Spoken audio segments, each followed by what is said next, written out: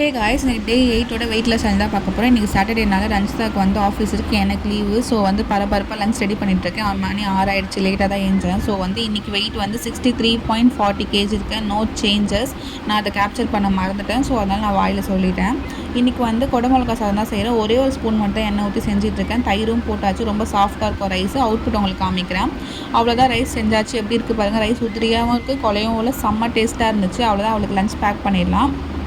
இது கூட அவளுக்கு என்ன தொட்டுக்க இருக்குன்னா, தயிர், கொஞ்சம் வெங்காயம், கேரட் துருவி போட்டு பச்சடி தான் பண்ணிகிட்டு இருந்தோம். இன்றைக்கி வித்தியாசமாக கேரட் துருவி போட்டிருக்கோம். இந்த வாட்டி டேஸ்ட்டுமே நல்லா தான் இருக்கும்னு நினைக்கிறேன். பார்க்குறோம், மதியம் சாப்பிட்டு நான் சொல்கிறேன் எப்படி இருக்கும்னு சொல்லிட்டு.